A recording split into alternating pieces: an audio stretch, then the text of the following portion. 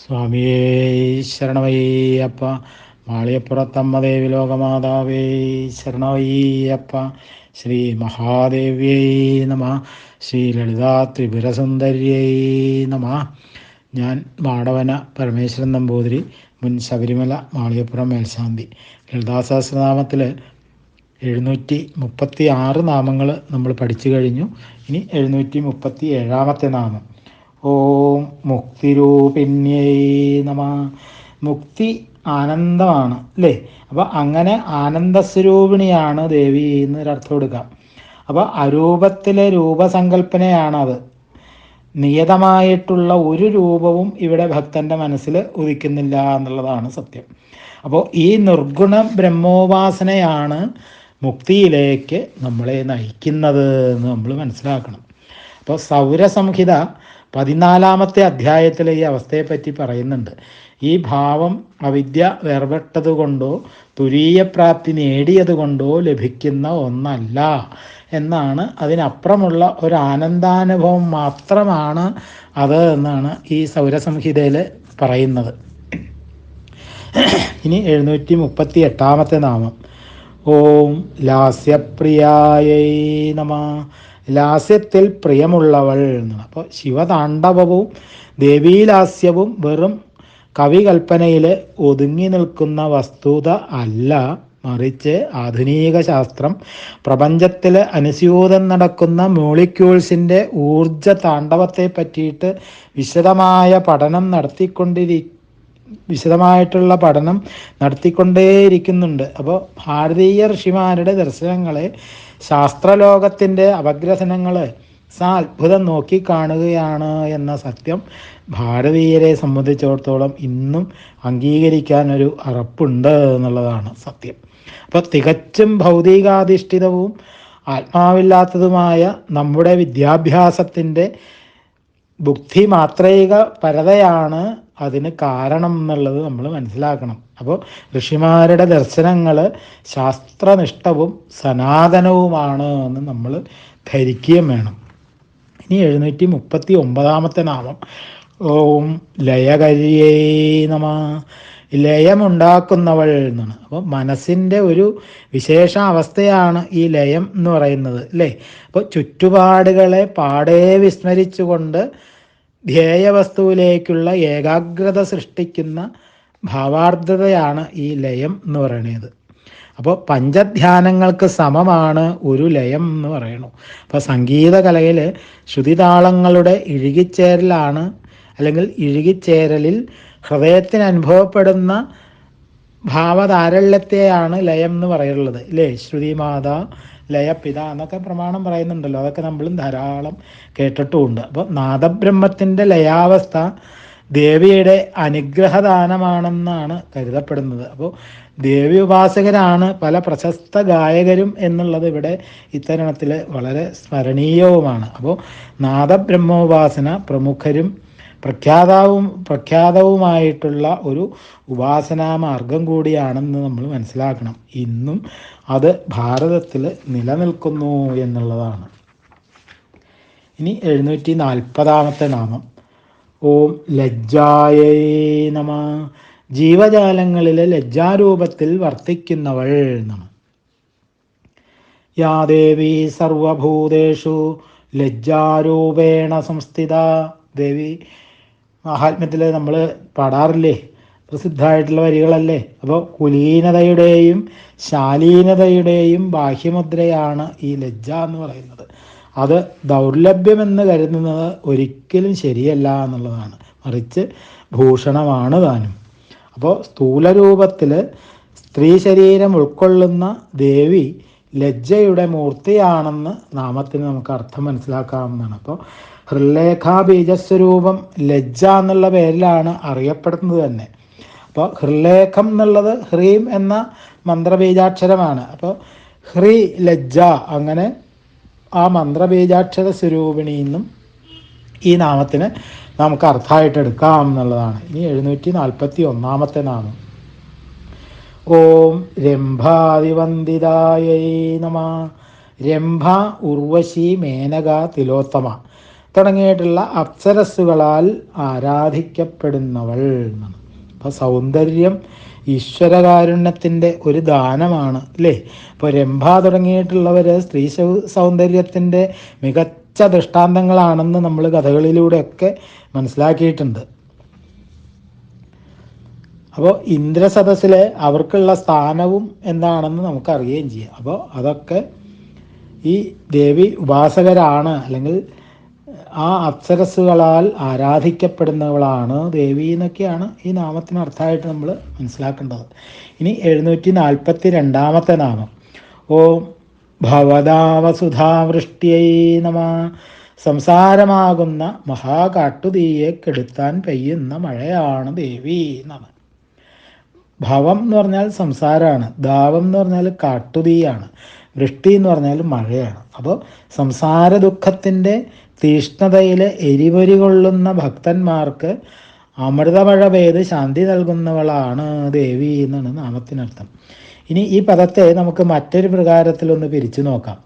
ഭവ അധികം ദ അധികം വസു അധികം ധ അധികം വൃഷ്ടി. അപ്പോൾ ഭവൻ എന്ന് പറഞ്ഞാൽ ശിവനാണ്, ദ എന്ന് പറഞ്ഞാൽ ദാനം, വസു എന്ന് പറഞ്ഞാൽ ധനമാണ്, ധ എന്ന് പറഞ്ഞാൽ ധാരണമാണ്, അപ്പോൾ നിലനിർത്തുക എന്നുള്ളതൊക്കെയാണ്. വൃഷ്ടി എന്ന് പറഞ്ഞാൽ മഴയാണ്. അപ്പോൾ ശിവനെ അല്ലെങ്കിൽ ആത്മാനന്ദത്തെ ദാനം ചെയ്യുന്നതോടൊപ്പം വസുവിനെയും സമ്പത്തുക്കളെയും പേമാരി പോലെ നിർലോഭം ചൊരിഞ്ഞ് അനുഗ്രഹിക്കുന്നവളാണ് ദേവി എന്ന് ഈ നാമത്തിന് അപ്പർത്ഥം കിട്ടും. അപ്പോൾ ആത്മാനന്ദത്തെ കൊതിക്കുന്ന ആരും ഭൗതിക സ്വത്തുക്കളല്ല കൊതിക്കുന്നത്, മറിച്ചോ ദേവീ കടാക്ഷമുള്ള ആളിന് ഇത് രണ്ടും ലഭിക്കും, സുലഭമായിട്ട് ലഭിക്കും അല്ലേ. അതാണ് ആഗ്രഹിക്കുന്നത്. യത്രാസ്തി ഭോഗ നതു തത്ര മോക്ഷോ യത്രാസ്തി മോക്ഷോ നതു തത്ര ഭോഗ ശ്രീസുന്ദരീ സാധക പുങ്കവാനാം ഭോഗശ്ച മോക്ഷശ്ച കരസ്തയേവ. ഈ രുദ്രയാമളം എന്ന് പറയുന്ന ഗ്രന്ഥത്തിൽ കണ്ടിട്ടുള്ള ഒരു ശ്ലോകമാണത്. അപ്പോൾ എവിടെ ലൗകിക ഭോഗമുണ്ടോ അവിടെ മുക്തിയില്ല, എവിടെ മുക്തിയുണ്ടോ അവിടെ ഭോഗമില്ല.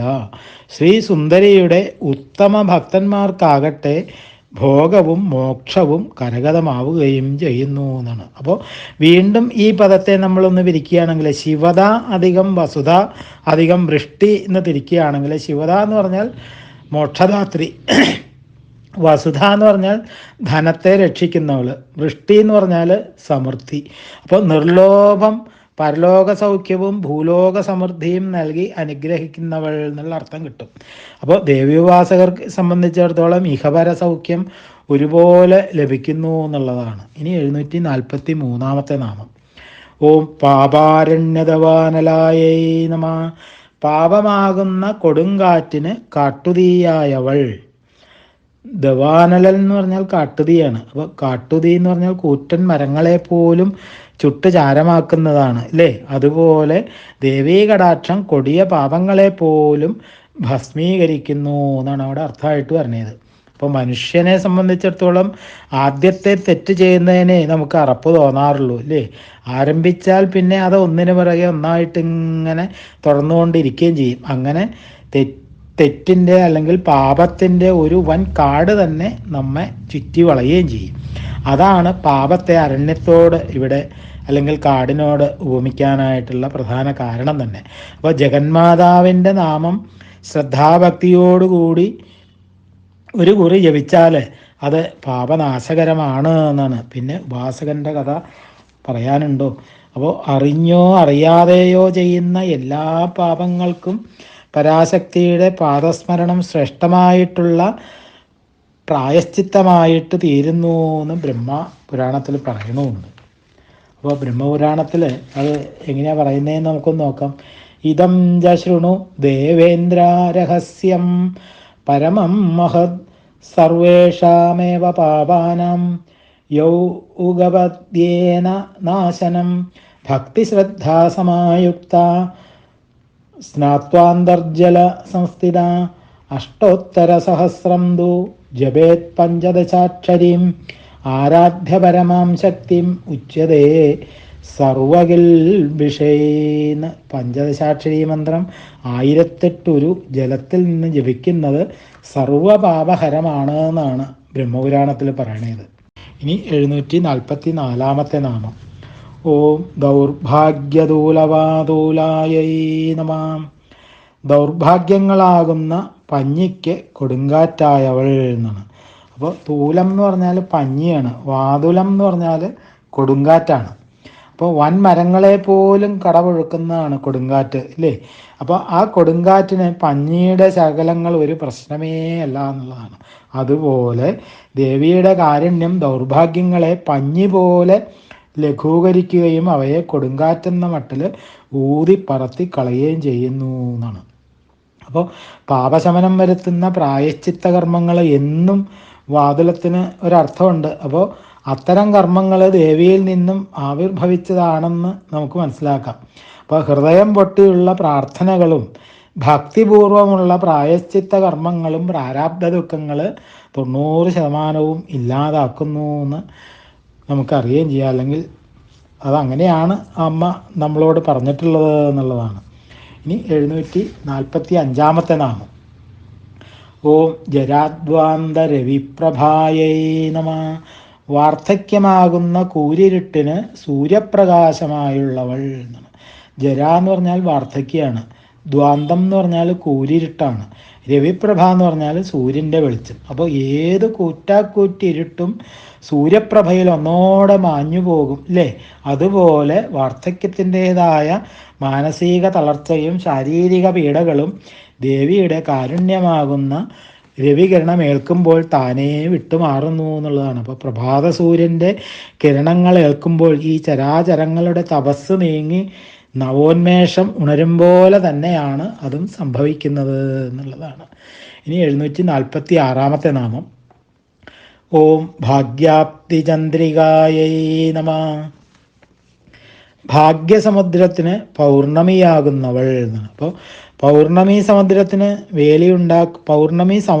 വേലിയുണ്ടാക്കുന്നത് പോലെ ദേവിയുടെ അനുഗ്രഹം ഭാഗ്യപരമ്പരകളെ തന്നെ സൃഷ്ടിക്കും എന്നാണ് പറയുന്നത്. ഭാഗ്യനിർഭാഗ്യങ്ങൾ ജീവിതത്തിൽ സ്വാഭാവികമാണ്, അല്ലേ? അപ്പോൾ ഏത് ഭാഗ്യശാലിക്കും നിർഭാഗ്യത്തിൻ്റെ കടമ്പ കടക്കാതെ യാതൊരു നിർവാഹവും ഇല്ല എന്നുള്ളതാണ്. അപ്പോൾ ചിലപ്പോൾ ആ കടമ്പയിൽ വെച്ച് തന്നെ ജീവിതം എടുക്കുന്നവരും കുറവല്ല, അതും നമുക്കറിയാം. എന്നാലും ദേവീഭക്തന്മാർക്ക് നിർഭാഗ്യം പോലും ഭാഗ്യതരംഗമായി മാറും എന്നുള്ളതാണ്. കാരണം വിധിയെ വെല്ലുവാനുള്ള ശക്തി ദേവിയുടെ കാരുണ്യത്തിനുണ്ട് എന്നുള്ളതാണ്. ഇനി 747 നാമം. ഓം ഭക്തചിത്തകേകി ഘനാഘനായൈ നമഃ. ഭക്തന്മാരുടെ ചിത്തമാകുന്ന മയിലുകൾക്ക് മഴക്കാറായവൾ എന്നാണ് നാമത്തിനർത്ഥം. അപ്പോൾ കേകി എന്ന് പറഞ്ഞാലും മയിലാണ്, ഘനാഘനം എന്ന് പറഞ്ഞാലും മഴക്കാറാണ്. അപ്പോൾ മയിലിന് മഴക്കാറാണല്ലോ നൃത്തം വയ്ക്കാനുള്ള ആനന്ദ പുളപ്പുണ്ടാക്കുന്നത്. അതുപോലെ ഭക്തന്മാരുടെ ഹൃദയം അമ്മയെപ്പറ്റി സ്മരിക്കുമ്പോൾ തന്നെ ആനന്ദം കൊണ്ട് ഉത്തരാങ്കിതമാവുന്നു എന്നാണ്. അവർ അതിൽ ആടുകയും പാടുകയും ഒക്കെ ചെയ്യാറുണ്ട്, അല്ലേ? ഇപ്പോൾ മഴക്കാറിൻ്റെ ഇടിമുഴക്കം പോലെയാണ് അവർക്ക് അമ്മയുടെ നാമസങ്കീർത്തനം. അപ്പം മിന്നൽ പിണരുകൾ പോലെയാണ് അവർക്ക് ദേവീസ്മരണകൾ ഉണർത്തുന്ന രോമഹർഷം എന്നൊക്കെയാണ്. അപ്പോൾ പേമാരി പോലെയാണ് അവർക്ക് ഭക്തിയുടെ ആ ആനന്ദ ബാഷ്പവും. അപ്പോൾ ഘനം എന്ന് പറഞ്ഞാൽ മേഘം, അഘനം എന്ന് പറഞ്ഞാൽ നിരന്തരം എന്നാണ്. അപ്പോൾ അല്ലെങ്കിൽ മഴക്കാറ് മയിലുകൾക്ക് ഉണർവ് പകരുന്നത് പോലെ ദേവിയുടെ കൃപ ഭക്തഹൃദയങ്ങൾക്ക് നിരന്തരം ഉണർവ് പകരുന്നു എന്നാണ് പറയണേ. അപ്പോൾ ഭക്തിയേക്കാൾ മധുരതരമായിട്ടുള്ള അനുഭൂതി വിശേഷം മറ്റൊന്നും തന്നെ ഇല്ല എന്നുള്ളതാണ്. അപ്പോൾ മാനവസേവ മാധവസേവ എന്നും നാരസേവ നാരായണ സേവ എന്നും ജീവിതം കൊണ്ട് തെളിയിക്കുന്നവരാണ് യഥാർത്ഥത്തിലുള്ള ഭക്തന്മാർ എന്നാണ്. അപ്പോൾ അവരിലാണ് അമ്മയ്ക്ക് കൂടുതൽ കാരുണ്യമുള്ളത് എന്നാണ്. അവരെയാണ് അമ്മ അനുഗ്രഹിക്കുന്നത് എന്ന് നമ്മൾ മനസ്സിലാക്കണം എന്നുള്ളതാണ്. ഇനി 748 നാമം. ഓം രോഗപർവ്വതദംഭോളേ നമഃ. രോഗമാകുന്ന പർവ്വതത്തിന് വജ്രായുധമായവൾ എന്നാണ്. ദംഭോളി എന്ന് പറഞ്ഞാൽ വജ്രായുധം എന്നർത്ഥം. അപ്പോൾ അശനിവാദമാണ് വജ്രായുധം എന്ന് പറഞ്ഞാൽ, ഇല്ലേ? ഇപ്പോൾ ഭഗവത്ഗീതയിൽ ഭഗവാൻ പറയാറില്ലേ, ആയുധാനാമഹം വജ്രം, രോഗമാകുന്ന പർവ്വതനിരയ്ക്ക് വജ്രായുധമാണ് ദേവി എന്നാണ്. അപ്പോൾ രോഗപർവ്വതത്തെ പിളർത്തെറിയുന്ന ആയുധമാണല്ലോ ദേവിയുടെ ദർശന, സ്പർശന, ആലിംഗനാദികൾ. അപ്പോൾ അനുഭവം കൊണ്ട് മാത്രമേ ഈ സത്യം നമുക്ക് വെളിവായി കിട്ടുകയുള്ളൂ എന്നുള്ളതാണ്. അപ്പോൾ ഇവിടെ ഒരു പുരാതന കഥയുടെ അനുഭവം നമ്മൾ നോക്കുകയാണെങ്കിൽ, പണ്ട് പർവ്വതങ്ങൾ പറന്ന് നടന്നിരുന്നു എന്നാണ് പറയണത്. അപ്പോൾ ഇന്ദ്രൻ തൻ്റെ വജ്രായുധം കൊണ്ട് പർവ്വതങ്ങളുടെ ചിറകുകളെല്ലാം അരിഞ്ഞ് അതാത് സ്ഥലത്ത് സ്ഥാപനങ്ങളാക്കി തീർത്തു എന്നാണ് കഥ. അപ്പോൾ ഇത് വെറും കഥയാണോ എന്ന് ചോദിച്ചാൽ, സൂര്യനിൽ നിന്നും അടർന്നു തെറിച്ച ഭൂമി തിളച്ചു ഉരുകിക്കിടന്ന കാലത്ത് ഇന്ന് അഗ്നിപർവ്വതം പൊട്ടിത്തെറിക്കും പോലെ അവിടെ ഊഷ്മാവ് കൊണ്ട് സ്ഫോടനങ്ങൾ ഉണ്ടായിക്കൊണ്ടിരിക്കാറുണ്ടല്ലോ. അതിനെയാണ് പർവ്വതം പറന്നു നടക്കുന്നതായിട്ട് സങ്കല്പിച്ചിരിക്കുന്നത് എന്ന്. നിരന്തരമുള്ള വർഷപാതം കൊണ്ട് ഭൂമിയുടെ ഉപരിതലം തണുത്തുറഞ്ഞു എന്ന് ശാസ്ത്രം പറയാറില്ലേ. അപ്പോൾ വർഷത്തിൽ അല്ലെങ്കിൽ വർഷത്തിൻ്റെ അതിദേവതയായിട്ട് ഇന്ദ്രനെയാണ് കൽപ്പന ചെയ്തിട്ടുള്ളത്, അല്ലേ? അപ്പോൾ ഇടി വെട്ടിപ്പെയ്ത മഴ, വജ്രായുധ വർഷം നടന്നിരുന്ന പർവ്വതങ്ങളെ ചിറകരിഞ്ഞ് അവിടെ സ്ഥിരമാക്കി നിർത്തി എന്നത് വെറും കവിഭാവനയല്ല എന്ന് നമുക്ക് ഊഹിക്കാം എന്നുള്ളതാണ്. അപ്പോൾ ഇന്നും ജപ്പാൻ പോലുള്ള രാജ്യങ്ങളിൽ പർവ്വതം അല്ലെങ്കിൽ അഗ്നിപർവ്വതം പറന്ന് നടന്ന് ജനത്തെ ദ്രോഹിക്കുന്നുണ്ടല്ലോ. അപ്പോൾ കഴിഞ്ഞ നൂറ്റാണ്ടിലാണ് പോംബി നഗരം വെസൂവിയസ് എന്ന് പറയുന്ന അഗ്നിപർവ്വതം പൊട്ടിയൊഴുകിയ ലാവയ്ക്കടിയിൽ അമർന്നു പോയത് എന്നുള്ള കാര്യമൊക്കെ നമ്മൾ ചരിത്രത്തിൽ നിന്നൊക്കെ പഠിച്ചിട്ടില്ലേ. അപ്പോൾ ഇന്ദ്രൻ്റെ വജ്രായുധം തന്നെയാണ് പർവ്വതങ്ങളുടെ കടന്നാക്രമണങ്ങളിൽ നിന്നും ഭൂമിയെ രക്ഷിച്ചത് എന്ന് കരുതുന്നതിൽ തെറ്റില്ല എന്നാണ്. അതുപോലെ രോഗങ്ങളുടെ കടന്നാക്രമണങ്ങളെ ദേവിയുടെ കടാക്ഷം വജ്രായുധം പോലെ തകർത്ത് കളയുന്നു എന്നാണ് അതിൻ്റെ അർത്ഥമായിട്ട് നമ്മൾ മനസ്സിലാക്കേണ്ടത് എന്നാണ്. ഇനി 749 നാമം.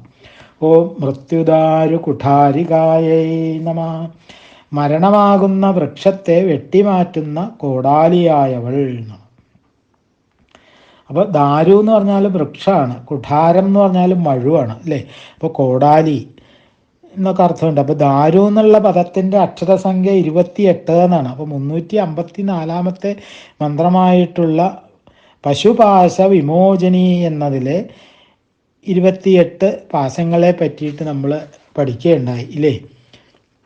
മരണഭീതി ഉണ്ടാക്കുന്ന ആ 28 പാശങ്ങളെയും അറുത്തു മാറ്റുന്ന മഴുവാണ് ദേവി എന്ന് നമ്മൾ പഠിച്ചു. അപ്പോൾ പാശങ്ങളെ താപങ്ങൾ എന്ന് പറയാറുണ്ട്. ഇതൊരു ആലങ്കാരികമായിട്ടുള്ള കൽപ്പനയല്ല എന്നുള്ളതാണ്.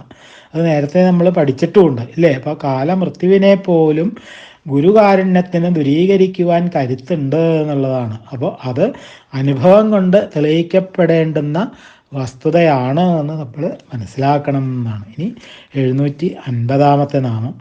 ഓം മഹേശ്വര്യൈ നമഃ. മഹം എന്ന് പറഞ്ഞാൽ ഉത്സവം എന്നാണ് അർത്ഥം, അല്ലേ?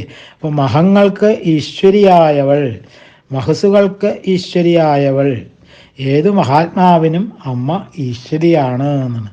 അപ്പോൾ അങ്ങനെ ദേവി മഹേശ്വരിയാകുന്നു എന്നാണ്. അപ്പോൾ മഹേശ്വരൻ എന്ന് പറഞ്ഞാൽ ശിവനാണല്ലോ. അപ്പോൾ ശിവൻ്റെ പത്നി എന്നുള്ള നിലയിലും മഹേശ്വരി എന്നുള്ള നാമത്തെ നമുക്ക് മനസ്സിലാക്കാം എന്നുള്ളതാണ്. ഇനി 751 നാമം.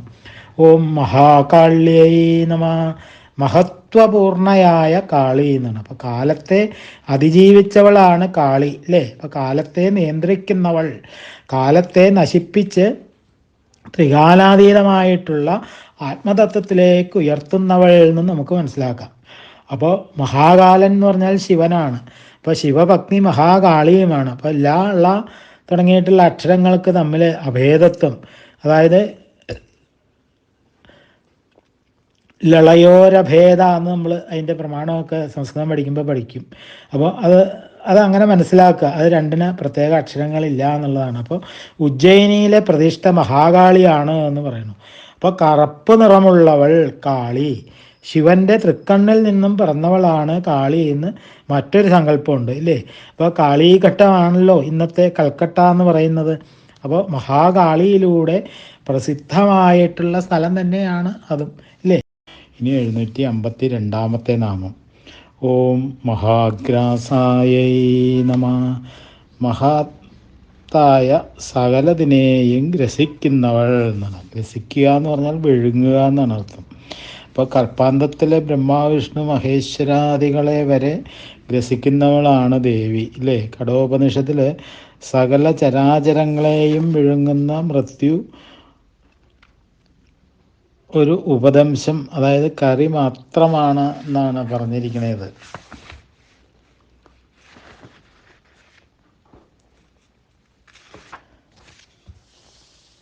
ഇനി 753 നാമം. ഓം മഹാശനായൈ നമ.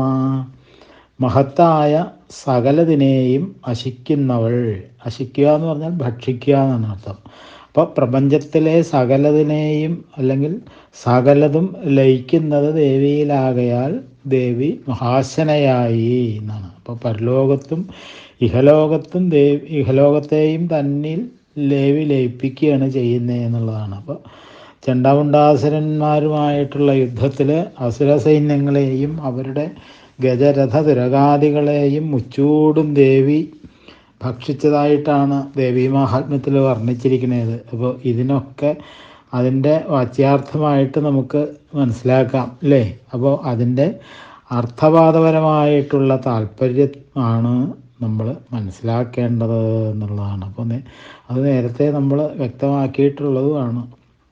ഇനി 754 നാമം. ഓം അപർണായൈ നമ. കടമില്ലാത്തവൾ എന്നാണ്. ഋണം എന്ന് പറഞ്ഞാൽ കടമാണ്. അപ അധികം ഋണ, അതാണ് അപർണ. അപ്പോൾ ദേവിക്ക് ആരോടും പ്രത്യക്ഷമായിട്ടുള്ള കടപ്പാടില്ല എന്നാണ് അതിൽ നിന്ന് നമ്മൾ മനസ്സിലാക്കേണ്ടത്. അപ്പോൾ താമരയിലെ വെള്ളത്തിലാണെങ്കിലും വെള്ളം സ്പർശിക്കാത്തതുപോലെ തന്നെ ദേവി പ്രപഞ്ചം നിറഞ്ഞു നിൽക്കുന്നവളാണ് എങ്കിലും പ്രപഞ്ചം ദേവിയെ സ്പർശിക്കുന്നില്ല എന്നാണ്. അപ്പം നിസ്സംഗയായ ദേവിക്ക് ഒന്നിനോടും കടപ്പാടില്ല എന്നാണ്. അപ്പോൾ അങ്ങനെ ദേവി അപർണ എന്നുള്ള പേരിൽ അറിയപ്പെടുന്നു എന്ന് പറയണു. അപ്പോൾ അഭിഷ്ടദാനം അപ്പോഴപ്പോൾ നിറവേറ്റുകയാൽ ആരോടും കടപ്പാടില്ല എന്നുള്ളൊരർത്ഥം നമുക്കതിൽ നിന്ന് മനസ്സിലാക്കാം. ന അധികം പർണ, അപർണ. അപ്പോൾ ദേവി ഹിമവാന്റെ പുത്രിയായിട്ട് ജനിച്ച് ശിവനെ വരിക്കണം എന്നുള്ള ദൃഢനിശ്ചയത്തോടെ തപസ്സനുഷ്ഠിക്കുമ്പോൾ താനെ കൊഴിഞ്ഞു വീഴുന്ന ഇലകൾ പോലും ഭക്ഷിക്കാതെയായി ഉള്ള തപസ്സായിരുന്നു എന്നാണ്. അത്ര കഠിനമായിരുന്നു തപസ് എന്നാണ്. അപ്പോൾ സ്വയം വിശീർണദ്രുമ പർണാവൃത്തിത പരാഹി കാഷ്ടാ തപസാസ്തതയാ പുനാ തദപ്യാപകീർണ മതപ്രിയംബദ വധസ്യ പർണേതിജ താം പുരാവിതാന്നാണ്. തനിയെ കൊഴിഞ്ഞു വീഴുന്ന ഇല മാത്രം ഭക്ഷിച്ചുകൊണ്ടുള്ള തപസ്സായിരുന്നു ദേവിൻ്റെ. ആ തപസ്സിൻ്റെ പരാകാഷ്ഠയിൽ ദേവി അതും ഉപേക്ഷിച്ചു എന്നാണ്. ആകയാൽ പുരാണമറിയുന്ന പ്രിയവാദികൾ ദേവിയെ അപർണ എന്ന് വിളിക്കുന്നു എന്നാണ് കാളിദാസൻ്റെ കുമാരസംഭവത്തിലെ 5-ാം സർഗത്തിലെ പറഞ്ഞ ആ ശ്ലോകത്തിലൂടെ നമ്മൾ പഠിച്ചിട്ടുള്ളത്. അപ്പോൾ അങ്ങനെയാണ് ദേവി അപർണ എന്നറിയപ്പെടുന്നതെന്നാണ്. അപ്പോൾ കാളികാപുരാണത്തിലും ഈ നാമത്തെ വിസ്തരിച്ചിരിക്കുന്ന നമുക്കൊന്ന് നോക്കാം. ആഹാരേ ത്യക്തവർണ ബോധ് യസ്മാധിമവത സുധാ തേന ദൈവരേ വർണ്ണേതി കഥിത പൃഥിവീതലേ എന്നാണ്. അപ്പോൾ കാളിദാസ വചനം തന്നെയാണ് ഇവിടെയും അനുസ്മരിക്കേണ്ടത്. അപ്പോൾ ബ്രഹ്മപുരാണത്തിലും പറയുന്നു എന്ത്? അപർണാതു നിരാഹാര താം മാതാ പ്രത്യഭാഷത എന്ന്. അപ്പോൾ പർണം എന്നുള്ള പദത്തിന് പതനം എന്നുള്ള അർത്ഥമെടുത്തിട്ട് പതനമില്ലാത്തവൾ എന്നും കൂടി ഒരു വ്യാഖ്യാനം നമുക്കതിന് കൊടുക്കാം. അപ്പോൾ ആരൊക്കെ എങ്ങനെയൊക്കെ എതിർത്താലും അവവാദ പ്രചരണം നടത്തിയാലും ദേവിക്കും ദേവിയുടെ ഭക്തന്മാർക്കും യാതൊരു പതനവും ഏൽക്കില്ല എന്ന് ഈ നാമം കൂടുതൽ വെളിവാക്കി തരുന്നു എന്നുള്ളതാണ്. ഇനി 755 നാമം. ഓം ചണ്ഡികായൈ നമ. ചണ്ഡം എന്ന് പറഞ്ഞാൽ കോപം എന്നാണ്. അപ്പോൾ ദുർജനത്തോട് അല്ലെങ്കിൽ ദുഷ്ടശക്തികളോട് കോപമുള്ളവൾ.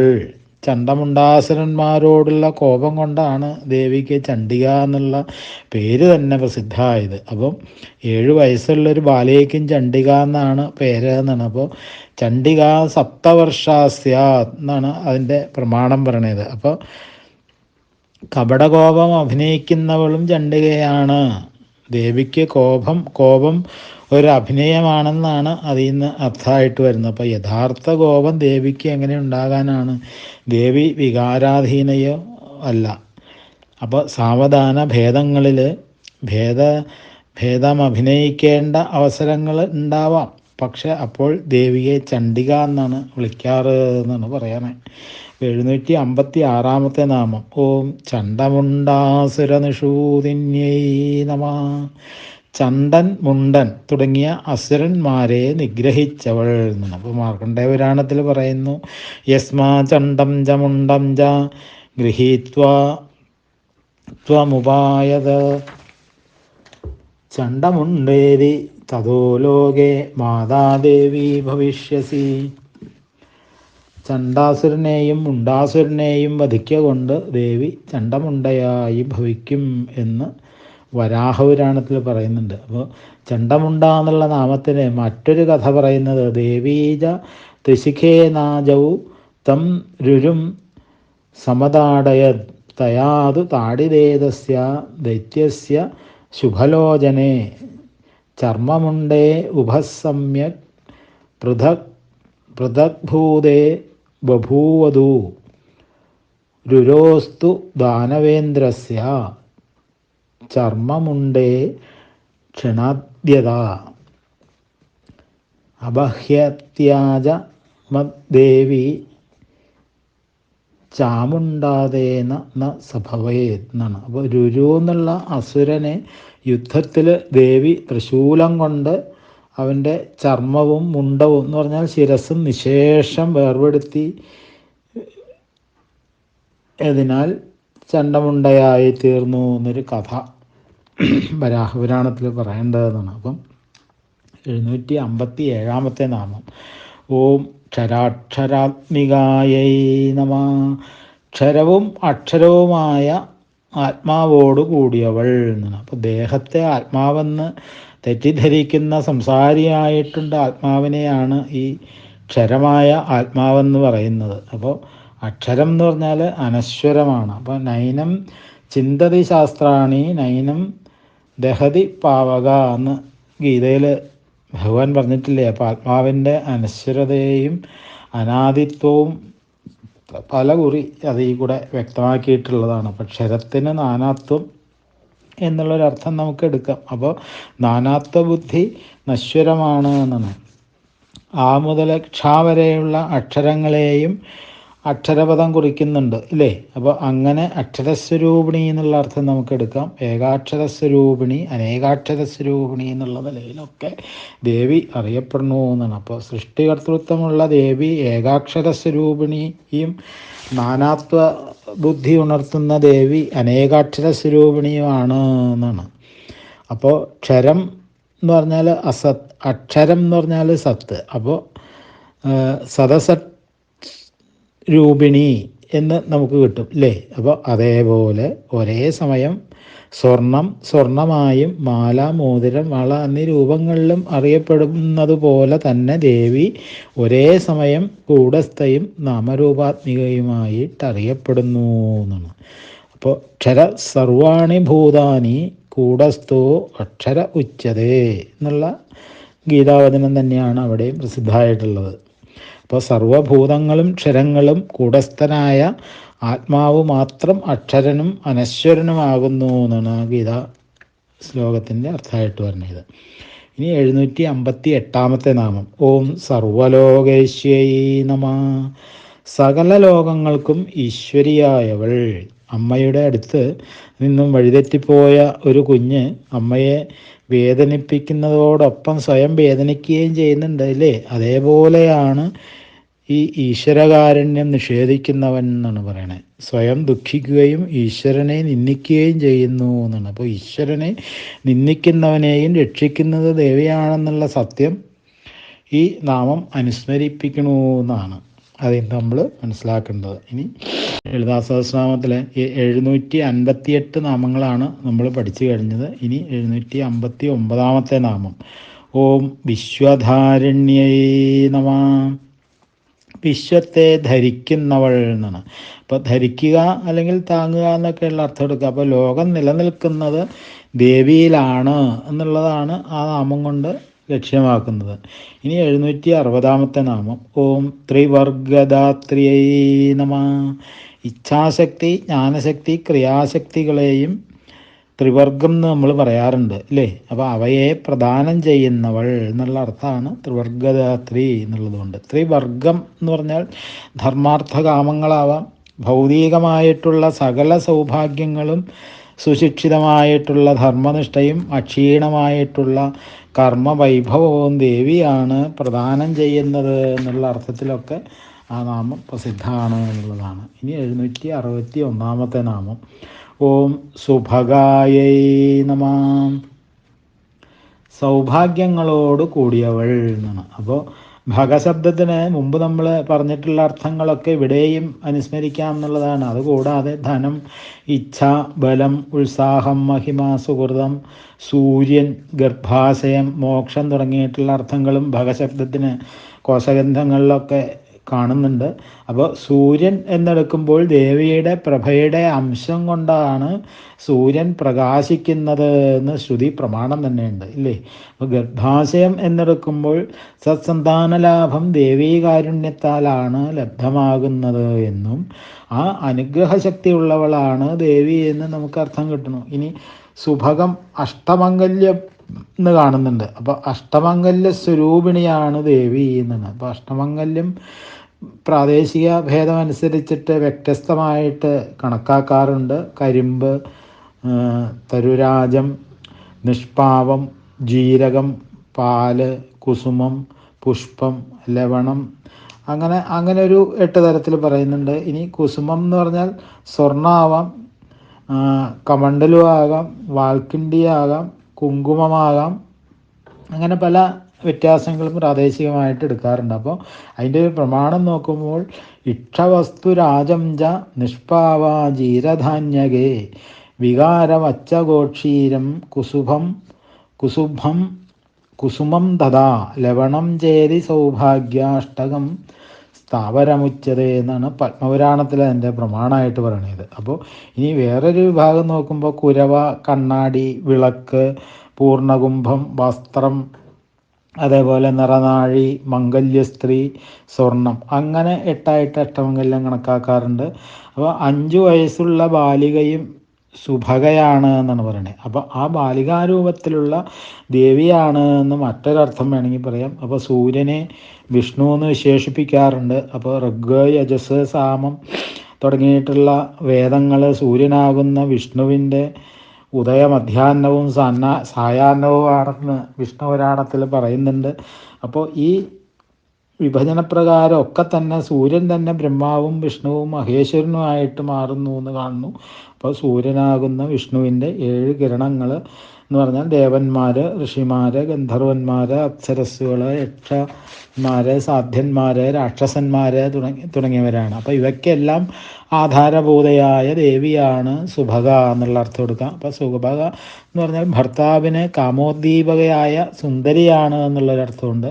അപ്പോൾ പ്രകൃതി പുരുഷ സങ്കല്പത്തിൽ ഉദാസീനനായിട്ടുള്ള പുരുഷനെ പ്രകൃതി സ്വസാന്നിധ്യം കൊണ്ട് തന്നെ ഭാവതരളിതനാക്കി സൃഷ്ടിപ്രക്രിയ നിർവഹിക്കുന്നു എന്നാണ്. അപ്പോൾ പ്രപഞ്ചത്തിൽ എവിടെയും സ്ത്രൈണഭാവം ചേതസമാകർഷകമായിട്ട് വിരാജിക്കുന്നു എന്നാണ്. അപ്പോൾ അവിടെയൊക്കെ ദേവിയുടെ സുഭഗത പ്രകടമാകുന്നു എന്ന് നമുക്ക് മനസ്സിലാക്കുകയും ചെയ്യാം. അതങ്ങനെ പ്രാദേശിക വ്യത്യാസം അനുസരിച്ചിട്ട് പല പല അർത്ഥങ്ങളും നമുക്കതിൽ കണ്ടെത്താനായിട്ട് സാധിക്കും എന്നുള്ളതാണ്. അപ്പോൾ ഇനി 762 നാമം.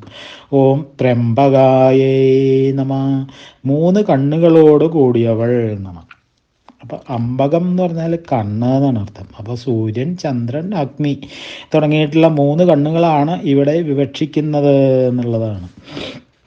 സോമസൂര്യാനലാസ്ത്രീണി യന്നേത്രാണ്യംബകാനി സാ തേന ദേവീ ത്രയംബകേതി മുനിഭി പരികീർത്തിത.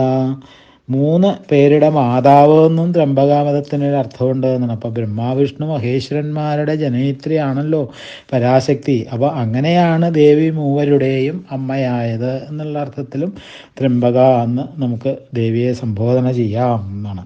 ഇനി 763 നാമം. ഓം ത്രിഗുണാത്മികായൈ നമ. സത്വരജസ്തമങ്ങളാകുന്ന ത്രിഗുണങ്ങളോടുകൂടിയവൾ. സത്വരജസ്തമോ ഗുണങ്ങളുടെ അടിസ്ഥാനത്തിൽ ദേവിയെ 3ആയിട്ട് ഭാവന ചെയ്യാറുണ്ട് അല്ലേ. സത്വഗുണം പാർവതിയായും രജോ ഗുണം ദുർഗയായിട്ടും തമോ ഗുണം കാളിയായിട്ടും നാനാത്വത്തിലെ ഏകത്വമാണ് ഇവിടെ ശ്രദ്ധിക്കേണ്ടത് എന്ന് മാത്രമേ ഉള്ളൂ. അപ്പോൾ സത്വരജസ്തമോ ഗുണങ്ങളുടെ സാമ്യാവസ്ഥയാ പ്രധാനം അല്ലെങ്കിൽ പ്രകൃതി എന്ന് സംഖ്യാശാസ്ത്രം പറയുന്നുണ്ട്. അപ്പോൾ പുരുഷൻ്റെ ദർശനമാത്രയാൽ ജഡമായ പ്രകൃതി ചേതനമായി എന്നുള്ള മട്ടിൽ പുരുഷനുമായിട്ട് സംഗമിച്ച് ഭോഗപർവങ്ങൾക്ക് കാരണമായി ഭവിക്കുന്നു എന്ന് സാഖ്യശാസ്ത്രം പറയണു. അപ്പോൾ ദീപം അടുത്തിരിക്കുന്ന വസ്തുക്കളെ കൂടി പ്രകാശമാക്കാറുണ്ട് ഇല്ലേ. അതേപോലെ ചേതനയായ പുരുഷൻ അചേതനമായ പ്രധാനത്തെ സചേതനം പോലെയാക്കി മാറ്റുന്നു എന്നാണ്. ആ പ്രാധാന്യവും പുരുഷനും ദേവി തന്നെയാണ്. സദസദ്രൂപധാരിണി എന്ന് നേരത്തെ നമ്മളൊരു നാമത്തിലൂടെ പഠിച്ചിട്ടുണ്ടല്ലോ അല്ലേ. ഇനി 764 നാമം. ഓം സ്വർഗാപവർഗദായൈ നമ. സ്വർഗത്തെയും അപവർഗത്തെയും ദാനം ചെയ്യുന്നവൾ എന്ന്. അപ്പോൾ സ്വർഗം എന്ന് പറഞ്ഞാൽ പുണ്യം സമ്പാദിച്ച് സൗഖ്യം നേടാനെത്തുന്ന ഒരു സുഖവാസ കേന്ദ്രമാണ് അല്ലേ. അപ്പോൾ അപവർഗം എന്ന് പറഞ്ഞാൽ മോക്ഷമാണ്. അപ്പോൾ നിത്യമായ മോക്ഷവും അനിത്യമായിട്ടുള്ള സ്വർഗവും ദേവി തന്നെയാണ് നമുക്ക് പ്രദാനം ചെയ്യണത്. അപ്പോൾ ധനം, പുത്രൻ, മിത്രം, ഭാര്യ തുടങ്ങിയ അനുകൂലമായിരുന്നാൽ സ്വർഗം, വിപരീതമായാൽ നരകം, അങ്ങനെയാണല്ലോ നമ്മൾ കണക്കാക്കുക. അപ്പോൾ യാഗാദി കർമാനുഷ്ഠാനങ്ങൾ കൊണ്ട് നേടാവുന്ന പരമോച്ചമായിട്ടുള്ള സ്ഥാനവും ഈ അനിത്യമായിട്ടുള്ള സ്വർഗമാണ് എന്ന് കിട്ടും. അപ്പോൾ ചില മതങ്ങൾ സ്വർഗത്തെ പരമപദമായിട്ടാണ് കാണാറുള്ളത്. എന്നാൽ സനാതനധർമ്മം സ്വർഗത്തെ ഒരു സുഖവാസ കേന്ദ്രമായിട്ടാണ് കാണുന്നത്. പക്ഷേ ഒന്നുണ്ട്, അസാധാരണമായ പുണ്യസഞ്ചയം ഒന്നുകൊണ്ട് മാത്രമേ സ്വർഗപ്രാപ്തി പോലും സാധ്യമാകൂ എന്നുള്ളതാണ്. അപ്പോൾ ഉത്തപ്പിണി ഖല്വാശ എന്ന് പറഞ്ഞാൽ ആശ മുകളിലേക്ക് കുതിച്ചെത്തുന്നതാണ് അല്ലേ. അപ്പോൾ അത് ഈ ശാകുന്തളത്തിൽ കാളിദാസൻ ദുഷ്യന്തനെ കൊണ്ട് പറയിക്കുന്നുണ്ട് എന്നാണ്. അപ്പോൾ ഈ സ്വർഗത്തെത്തിയാലും അവിടം കൊണ്ട് തൃപ്തമാവില്ല മനുഷ്യൻ്റെ മനസ്സ് എന്നാണ്. ആ മനസ്സുകൂടി വിലയിക്കണം. അതിനാണ് ഈ അമനീഭാവം എന്ന് പറയണത്. അപ്പോൾ അമനീഭാവോ മോക്ഷ, അതാണ് മോക്ഷം എന്നാണ്. അപ്പോൾ സ്വർഗത്തെപ്പറ്റി ഭഗവത്ഗീതയിൽ പറയുന്നത് എങ്ങനെയാണ്? തേതം ഭുക്ത്വാ സ്വർഗലോകം വിശാലം ക്ഷീണേ പുണ്യേ മർത്യലോകം വിശന്തി ഏവം ത്രയീ ധർമ്മമനുപ്രപന്ന ഗതാഗതം കാമകാമലഭന്തേ. ധർമാർത്ഥ കാമവരന്മാർ പുണ്യസഞ്ചയം കൊണ്ട് ആ സ്വർഗലോകത്തെ സ്വച്ഛന്ത വിശാലമായിട്ടുള്ള സ്വർഗീയ സുഖത്തെ അനുഭവിച്ചിട്ട് പുണ്യം ക്ഷയിക്കുമ്പോൾ വീണ്ടും മർത്യലോകത്തിൽ തന്നെ പുനർജനിക്കുന്നു. ആ ജനന മരണ ചക്രം അവസാനിക്കുന്നേ ഇല്ല എന്നാണ്. അപ്പോൾ അപവർഗം മോക്ഷം മാത്രമാണ് ജീവൻ്റെ പരമമായിട്ടുള്ള ലക്ഷ്യം. അത് നൽകുന്നത് ദേവിയാണ് എന്നാണ് ഈ നാമത്തിലൂടെ പറഞ്ഞു വയ്ക്കുന്നത്. ഇനി 765 നാമം. ഓം ശുദ്ധായൈ നമ. പരമ നിർമ്മലയായവൾ എന്നാണ്. അപ്പോൾ അവിദ്യാബന്ധരാഹിത്യമാണ് ഇവിടെ ഈ നൈർമല്യം, ശുദ്ധി എന്നൊക്കെ പറയണത് എന്നുള്ളതാണ്. ഇനി 766 നാമം. ഓം ജപാപുഷ്പനിഭാകൃത്യൈ നമ. ചെമ്പരത്തിപ്പൂ പോലെ ചുവന്ന നിറത്തോടു കൂടിയവൾ എന്ന്. അപ്പം ജപാപുഷ്പം എന്ന് പറഞ്ഞാൽ ചെമ്പരത്തിപ്പൂവാണ് അല്ലേ. നിഭം എന്ന് പറഞ്ഞാൽ തുല്യം എന്നാണ് അർത്ഥം. അപ്പോൾ സിന്ദൂരാരുണ വിഗ്രഹയാണ് ദേവി എന്ന് നമ്മൾ പഠിച്ചു. അപ്പോൾ അരുണാം കരുണാതരംഗിതാക്ഷി എന്നും ദേവിയുടെ വർണ്ണത്തെ പലപ്പോഴും നമ്മൾ വർണ്ണിച്ചിട്ടുമുണ്ട്. അപ്പോൾ ഈ നാമത്തെ മുൻ നാമത്തോട് സന്ധി ചെയ്ത് അജപ അധികം പുഷ്പനിഭാകൃതി എന്ന് 2ആയിട്ട് പിരിക്കുകയാണെങ്കിൽ അജപ എന്ന മന്ത്രം പ്രസിദ്ധമാണ് അല്ലേ? ആ മന്ത്രസ്വരൂപത്തോട് കൂടിയവളാണ് ദേവി എന്നാണ്. അപ്പം അജപ എന്നറിയപ്പെടുന്നു ദേവി എന്ന് പറയണു. അപ്പോൾ പുഷ്പം പോലെ മൃദുലമായ അവയവ ഘടനകളോട് കൂടിയവൾ, പുഷ്പനിഭാകൃതിയും എന്ന് ഒരർത്ഥം കിട്ടുന്നു. പുഷ്പപദത്തെ പുഷ്പകം എന്ന അർത്ഥത്തിൽ സ്വീകരിക്കുകയാണെങ്കിൽ കുബേരൻ്റെ വാഹനമായിട്ടുള്ള പുഷ്പകം ഇച്ഛ പോലെ എവിടെയും സഞ്ചരിക്കാവുന്നതാണെന്നാണല്ലോ പറയണേ. അപ്പോൾ അതിന് എങ്ങും ഒരു പ്രതിബന്ധവും ഇല്ല എന്നുള്ളതാണ്. അപ്പോൾ ദേവിയും സർവസംഖ്യയാണല്ലോ. അപ്പോൾ എവിടെയും ദേവിക്ക് കടന്നു ചെല്ലാൻ യാതൊരു വിധത്തിലുള്ള പ്രതിബന്ധവും ഉണ്ടാവുന്നില്ല. അങ്ങനെ പുഷ്പകം പോലെ എങ്ങും പ്രതിബന്ധമില്ലാത്ത ആകൃതിയോട് കൂടിയവൾ എന്നുള്ള അർത്ഥത്തിലെടുക്കാം. അപ്പോൾ അണുവിൽ അണുവും മഹത്വത്തിൽ മഹത്വമാണ് ദേവിയുടെ ആകൃതി തന്നെ അല്ലേ? അപ്പോൾ അങ്ങനെയും ജപാപുഷ്പ നിഭാകൃതിക്ക് നമുക്കൊരർത്ഥം മനസ്സിലാക്കാം എന്നുള്ളതാണ്. 767 നാമം. ഓം ഓജോപത്യൈ നമഃ. ഓജസ്സുള്ളവൾ എന്നാണ്. അപ്പോൾ സകല ജീവരാശികളിലും ഓജസ്സായിട്ട് പ്രകാശിക്കുന്നവൾ ദേവിയാണെന്നാണ് പറയണത്. അപ്പോൾ ഓജസ്സിന് വെളിച്ചം, ശക്തി, മഹിമ, ദീപ്തി, ജീവശക്തി എന്നൊക്കെ അർത്ഥമുണ്ട്. അപ്പോൾ അതൊക്കെ ദേവീ ചൈതന്യത്തിൻ്റെ അംശങ്ങൾ തന്നെയാണ് എന്നുള്ളതാണ്. 768 നാമം. ഓം ദ്യുതിധരായ നമഃ. പ്രകാശവലയത്തോടു കൂടിയവൾ എന്നാണ്. അപ്പം സകല ചരാചരങ്ങളിലും നിറഞ്ഞു കവിയുന്ന പ്രകാശം ദേവിയാണ്, അല്ലെങ്കിൽ ദേവിയുടേതാണെന്ന് നമുക്ക് മനസ്സിലായി അല്ലേ? അപ്പോൾ എല്ലാ വസ്തുക്കൾക്ക് ചുറ്റും ഏറിയും കുറഞ്ഞും പ്രകാശവലയം കാണപ്പെടാറുണ്ട് എന്നതും ശാസ്ത്രം അംഗീകരിക്കുന്ന ഒരു വസ്തുതയാണ് എന്ന് നമുക്കറിയാം. അപ്പോൾ ഈ ആധുനികരായിട്ടുള്ള ശാസ്ത്രജ്ഞന്മാരുടെ ഈ കിർലിയൻ ഫോട്ടോഗ്രാഫി വഴിയെടുത്ത ചിത്രങ്ങളിൽ ജീവനുള്ളവയുടെ ചുറ്റും ചലനാത്മകമായിട്ടുള്ള പ്രഭാവലയവും ജഡവസ്തുക്കളുടെ ചുറ്റും നിശ്ചലമായ പ്രഭാവലയവും കാണപ്പെടുന്നു എന്നൊക്കെ നോബൽ പ്രൈസ് ജേതാവായിട്ടുള്ള ഡോക്ടർ ഡഗ്ലസ് ഡീൻ തുടങ്ങിയിട്ടുള്ള ശാസ്ത്രജ്ഞന്മാർ ഉദാഹരണ സഹിതം വ്യക്തമാക്കിയിട്ടുള്ള കാര്യങ്ങളൊക്കെ നമ്മുടെ മുമ്പിലുണ്ട് ഇല്ലേ? നമ്മളതൊക്കെ പഠിച്ചിട്ടുമുണ്ട്. അപ്പോൾ പഞ്ചകോശങ്ങളുടെ നിജസ്ഥിതിയും കിർലിയൻ ക്യാമറയുടെ സഹായത്താൽ പകർത്താൻ കഴിഞ്ഞേക്കുമെന്നാണ് ആധുനിക ശാസ്ത്രജ്ഞന്മാരുടെ നിഗമനം തന്നെ. അപ്പോൾ അതിൽ ഈ ഡോക്ടർ ഇൻഗൻബർഗ്, സ്വാമി ഗീതാനന്ദ തുടങ്ങിയവർ ആ വഴിക്കാണ് ചിന്തിക്കണേ എന്നുള്ളതാണ്. അത് ആധുനികമായിട്ടുള്ള ഭൗതികമായിട്ടുള്ള കാര്യങ്ങൾ. അപ്പോൾ ദ്യുതിധര എന്നുള്ള മന്ത്രം വെറും കാവ്യഭാവനയല്ലെന്നും സത്യമാണെന്നും ആധുനിക ശാസ്ത്രം തെളിയിച്ചിരിക്കുകയാണ് ഇവിടെ അല്ലേ? അപ്പോൾ ഇങ്ങനെ ഈ കൽപ്പനകൾക്കെല്ലാം തന്നെ ശാസ്ത്രീയ അടിസ്ഥാനമുണ്ട് എന്ന് നമുക്ക് ഉറപ്പിക്കുകയും ചെയ്യാം. അപ്പോൾ ബുദ്ധിയുടെ പരിമിതി കൊണ്ട് നമുക്ക് അതൊന്നും വ്യക്തമാകുന്നില്ല എന്ന ഒരു കുഴപ്പം മാത്രമേ ഉള്ളൂ. ഇനി 769 നാമം. ഓം യജ്ഞരൂപായ നമഃ. യജ്ഞസ്വരൂപിണി, യജ്ഞോ വൈ വിഷ്ണു എന്നാണ് ശ്രുതി പ്രമാണം തന്നെ. അപ്പോൾ വിഷ്ണുസ്വരൂപിണി എന്നാണ് അർത്ഥം. അപ്പോൾ ഹരിവംശത്തിലും പത്മപുരാണത്തിലും വിഷ്ണുവിൻ്റെ യജ്ഞരൂപത്തെ പറ്റിയിട്ടുള്ള വർണ്ണനകളൊക്കെ ധാരാളമുണ്ട് എന്നുള്ളതാണ്. അപ്പോൾ വിഷ്ണുവിൻ്റെ പാദങ്ങൾ വേദങ്ങളും കൈകൾ യാഗദ്രവ്യങ്ങളുമാണെന്നാണ് പറയുന്നത്. മുഖം ഇന്ധനവും നാവ് അഗ്നിയും പല്ലുകൾ യൂപവുമാകുന്നു എന്ന് പറയണു. അപ്പോൾ യൂപം യാഗവേദിയിൽ ബലിമൃഗത്തെ കെട്ടാനുള്ള കുറ്റിയാണ് എന്നാണ്. അപ്പോൾ കണ്ണുകൾ രാപ്പകലുകളും കർണാഭരണങ്ങൾ വേദാന്തങ്ങളും വായ യജ്ഞത്തിൽ ദ്രവ്യപരീക്ഷണത്തിനുള്ള ശ്രുവവും ആകുന്നു എന്ന് പറയണു. അപ്പോൾ ശ്രുവം എന്ന് പറഞ്ഞാൽ ഒരു തവി എന്നാണ് അർത്ഥം. അപ്പോൾ മൂക്ക് നെയ്യാണ് എന്ന് പറയുന്നു. അപ്പോൾ ശബ്ദം സാമവേദ ധ്വനിയാണ് എന്ന് പറയുന്നു. ശിരസ് എന്ന് പറഞ്ഞാൽ ബ്രാഹ്മണനാണ്. അപ്പോൾ രോമങ്ങൾ യാഗക്രമങ്ങളും അതിൻ്റെ സംഖ്യാതീതത്വവുമാണ് അവിടെ ശ്രദ്ധേയമായിട്ടുള്ളത് എന്നാണ്. അപ്പോൾ വിഷ്ണുവിൻ്റെ ചലനം സത്കർമ്മങ്ങളാകുന്നു എന്നാണ് പറയുന്നത്. നഖങ്ങളാണെങ്കിൽ യാഗദീക്ഷകളാണ്. അപ്പോൾ മുട്ടുകൾ യാഗമൃഗങ്ങളാണ്. യോനിയാണ് ഹോമം. അപ്പോൾ ധാതുക്കളാണ് ഫലങ്ങൾ. അപ്പോൾ ഹൃദയവും ദാനവും രക്തം സോമരസമാവുന്നു എന്നാണ്. ഹൃദയം ദാനവും രക്തം സോമരസവുമാവുന്നു എന്ന് പറയുന്നു.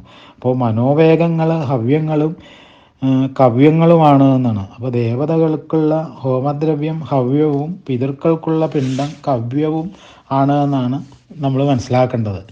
അപ്പോൾ ഈ ചടങ്ങുകളാണ് മന്ത്രങ്ങളായിട്ട് വരുന്നത്. കവിൾത്തടങ്ങൾ ഛന്ദസ്സുകളും ഇരിപ്പിടം ഗുഹ്യോപനിഷത്താണ് എന്ന് പറയുന്നത്. അപ്പം നിഴല് ഭാര്യയും, ഇതാണ് ഈ യജ്ഞരൂപമായിട്ടുള്ള വിഷ്ണുവിൻ അവയവ ഘടന എന്ന് പറയുന്നത്. അപ്പം ഈ രൂപം ദേവിയുടേതാണ് എന്നാണ് ഈ യജ്ഞരൂപ എന്നുള്ള നാമത്തിലൂടെ അർത്ഥമായിട്ട് വരുന്നത്. ഇനി 770 നാമം. ഓം പ്രിയംവ്രതായേ നമ.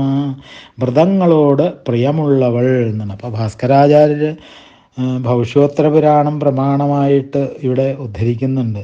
എന്താ അത്? ദേവം ദേവീം ച വേദിഷ്യായത് കരോതി വ്രതം നര തത്സർവം ശിവയോഗസ്തുഷ്ട്യൈ ജഗജ്ജനനശീലയോ നഭേദസ്തത്ര മന്തവ്യ ശിവശക്തിമയം ജഗത് എന്നാണ്. അപ്പോൾ ദേവനെയാകട്ടെ ദേവിയെയാകട്ടെ ഉദ്ദേശിച്ച് ചെയ്യുന്ന വ്രതങ്ങളെല്ലാം തന്നെ ശിവശക്തികൾക്ക് സന്തുഷ്ടി ഉളവാക്കുന്നു എന്നാണ്. അപ്പോൾ അതിൽ ഒരു ഭേദചിന്തയും പാടില്ല എന്നുള്ളതാണ്. കാരണം ജഗത്ത് തന്നെ ശിവശക്തിമയമാണ് എന്ന് നമ്മൾ പഠിച്ചുല്ലോ. അപ്പോൾ ഭേദബുദ്ധി എന്ന് പറഞ്ഞാൽ സങ്കുചിതത്വമാണ് എന്നാണ്. അപ്പോൾ ഈശ്വരൻ്റെ പേരിൽ അതോ ഇതോ വലുത് എന്നുള്ള ചിന്ത അശാസ്ത്രീയമാണ് എന്നുള്ളതാണ്. അപ്പോൾ വിശ്വാസമാണ് അവിടെ പ്രധാനമായിട്ടുള്ളത്. അപ്പോൾ പ്രിയംവ്രതൻ എന്ന് പറയുന്ന രാജാവിനാൽ സമാരാധ്യയായ ദേവി എന്നും ഈ നാമത്തിന് അർത്ഥം വ്യാഖ്യാനിച്ച് കണ്ടിട്ടുണ്ട്. ഇനി 771 നാമം. ഓം ദുരാരാധ്യായേ നമ. ചഞ്ചലമനസ്കരാൽ ആരാധിക്കപ്പെടാൻ കഴിയാത്തവൾ എന്നാണ്. അപ്പോൾ ദൃഢവും സ്ഥിരവുമായിരിക്കണം ഭക്തി എന്നുള്ളത് അവിടെ ഊന്നി പറയണു. അപ്പോൾ അവരുടെ ആരാധനയ്ക്കാണ് സാഫല്യം ഉണ്ടാവുക. നിഷ്കാമവും നിരുപാധികവുമായിട്ടുള്ള ഭക്തി മാത്രമേ ദൃഢവും സ്ഥിരവുമാകുകയുള്ളൂ എന്നാണ്. അപ്പോൾ പ്രലോഭനങ്ങളിൽ കൂടി ഉണ്ടാവുന്ന ഭക്തി ചഞ്ചലമാണ്, അത് വ്യർത്ഥവുമാണ് എന്നാണ് ഈ നാമത്തിലൂടെ നമ്മൾ മനസ്സിലാക്കേണ്ടത്. ഇനി 772 നാമം. ഓം ദുരാധർഷായേ നമ. ദർശനം ചെയ്യപ്പെടാൻ എളുപ്പമല്ലാത്തവൾ എന്നാണ്. ദർശനം എന്ന് പറഞ്ഞാൽ സ്വാധീനപ്പെടുത്തലാണ് അല്ലേ. അപ്പം നയമാത്മാ ബലഹീനേന ലഭ്യ എന്നാണ് ശ്രുതി പ്രമാണം. ദേവിയെ വശകതയാക്കാൻ അസാമാന്യമായ മാനസിക ബലമുള്ള ഉപാസകന് മാത്രമേ സാധിക്കുകയുള്ളൂ എന്നാണ് പറയണേ. അപ്പം നിരന്തരം ദീർഘനാൾ നിഷ്ഠയോട് കൂടിയിട്ട് ഉപാസിച്ചാൽ മാത്രമേ ദേവിയെ സ്വാധീനമാക്കാനായിട്ട് കഴിയുകയുള്ളൂ എന്നാണ് ഈ നാമത്തിലൂടെ നമുക്ക് മനസ്സിലാക്കേണ്ടത്. ഇനി 773 നാമം. ഓം പാടലേ കുസുമപ്രിയായേ നമ. പാതിരിപ്പൂവിൽ പ്രത്യേകം പ്രതിപത്തിയുള്ളവൾ എന്നാണ്. അപ്പോൾ ശിവന് കൂവളത്തിലെയും ദേവിക്ക് പാതിരിപ്പൂവും പ്രത്യേകം പ്രിയങ്കരമാവുന്നു എന്നാണ് പത്മപുരാണത്തിൽ പറയുന്നത്. ശ്രീവൃക്ഷേ ശങ്കരോദേവ പാടലായാം ദു പാർവതി. ശ്രീവൃക്ഷം എന്ന് പറഞ്ഞാൽ കൂവളമാണ്, പാടലം എന്ന് പറഞ്ഞാൽ പാതിരിച്ചെടിയാണ്. ഇനി 774 നാമം. ഓം മഹത്യൈ നമ. മറ്റെല്ലാത്തിനെയും വലിപ്പം കൊണ്ടും മൂല്യം കൊണ്ടും മഹത്വം കൊണ്ടും അതിക്രമിക്കുന്നവൾ എന്നാണ്. അപ്പോൾ ധനധാന്യ സമൃദ്ധികളോടും വിവിധ തരത്തിലുള്ള ശക്തിപ്രഭാവങ്ങളോടും കൂടിയവൾ എന്നുള്ളൊരർത്ഥമുണ്ട്. സർവതോന്നത പദവിയിൽ വിരാജിക്കുന്നവൾ എന്നുള്ളൊരർത്ഥമുണ്ട്. മഹം പൂജയാണ് അല്ലേ. അപ്പം മഹതി പൂജാർഹയായവൾ. അപ്പം ഏതിനെയും പരിച്ഛേദിക്കാൻ കഴിയുന്നവളാണ് മഹതി എന്നുള്ള ഒരു വ്യാഖ്യാന ഭേദം പല ദിക്കിലും കണ്ടിട്ടുണ്ട്. അപ്പോൾ നാരദൻ്റെ വീണയുടെ പേര് മഹതി എന്നാണ് നമ്മൾ നേരത്തെ പഠിച്ചു അല്ലേ. അപ്പോൾ വീണാസ്വരൂപിണി എന്നും നാമത്തിനൊരർത്ഥമുണ്ട്. അപ്പോൾ വീണാവാദന തൽപരയാണ് ദേവി എന്നുള്ളതാണ്. അപ്പോൾ ആരാധനായോഗ്യമായ എന്നാണ്. യാസ്കൻ എല്ലാറ്റിനും മാനദണ്ഡമായത് എന്ന് ശാഖഭൂനി. ഇനി 775 നാമം. ഓം മേരുനിലയായേ നമ. മേരുപർവ്വതത്തെ അധിവസിക്കുന്നവൾ എന്നാണ് അർത്ഥം. അപ്പം മേരു എന്നുള്ളത് അർത്ഥങ്ങളിൽ തന്ത്രശാസ്ത്രത്തിൽ പ്രയോഗിക്കാറുണ്ട്. നട്ടെല്ലിന് മേരുദണ്ഡം എന്നാണ് പറയാറ്. ശ്രീചക്രത്തിലെ ഭൂപ്രസ്ഥാരത്തിലെ കൈലാസപ്രസ്ഥാരം, മേരുപ്രസ്ഥാരം തുടങ്ങിയവയെ പറ്റിയിട്ടൊക്കെ നേരത്തെ നമ്മൾ പഠിച്ചു കഴിഞ്ഞതുമാണ്. അപ്പം ജ്ഞാനാർണവത്തിൽ നവാക്ഷരീ മന്ത്രത്തിന് മേരു എന്നാണ് ഒരു പേര്. അപ്പം ആ മന്ത്രത്തിൽ ഉൾക്കൊള്ളുന്ന ശക്തിദേവത ദേവിയാകയാൽ ദേവിയെ മേരുനിലയ എന്ന് വിശേഷിപ്പിക്കണു എന്ന് പറയുന്നു. ഇനി തന്ത്രജാജൻ എന്നുള്ള ഗ്രന്ഥത്തിലെ 28 അധ്യായത്തിൽ മറ്റൊരു രീതിയിൽ ഒരു വർണ്ണന കാണുന്നുണ്ട്. അതായത് 16 ദിനാദിത്യ ദേവതകളും അവർക്ക് ചുറ്റും സമുദ്രങ്ങളും നടുവിലായിട്ട് മേരുവും അതിൽ ദേവിയും അപ്പോൾ മേരുവിനെ ചുറ്റി 14 ലോകങ്ങളും ആ ലോകങ്ങൾക്ക് അധിപതികളായ ദേവന്മാരും ഇവയ്ക്കെല്ലാം ഉപരിയായിട്ട് ആകാശബ്രഹ്മവും വർത്തിക്കുന്നു എന്നുള്ളതാണ് ആ വർണ്ണന. അപ്പോൾ ഇത് ശരീരത്തെയും ശ്രീചക്രത്തെയും കേന്ദ്രീകരിച്ചിട്ടുള്ള പഠനമാണെന്ന് നമുക്ക് വ്യക്തമായില്ലേ. അപ്പോൾ പ്രസ്ഥാനങ്ങളെ പറ്റിയിട്ട് വീണ്ടും വീണ്ടും പറയുകയാണ്. വശിനി തുടങ്ങിയിട്ടുള്ള 8 യോഗിനികളുടെ സാന്നിധ്യത്തോടു കൂടിയ ഭൂപ്രസ്ഥാനവും മാതൃകാക്ഷരികളുടെ യോഗത്തോടു കൂടിയ കൈലാസ പ്രസ്ഥാനവും ദിനാനിത്യ ദേവതകളോടുകൂടിയ മേരുപ്രസ്ഥാനവും ശ്രീചക്രത്തിൽ അടങ്ങിയതാണ്.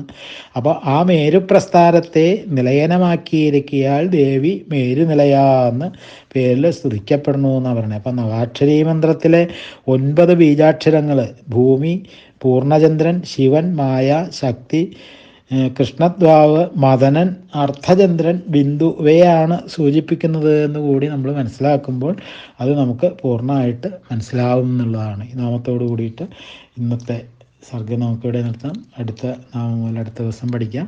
സ്വാമിയേ ശരണമയ്യപ്പ. മാളിയപ്പുറത്തമ്മദേവി ലോകമാതാവേ ശരണമയ്യപ്പ. ശ്രീ മഹാദേവ്യേ നമ.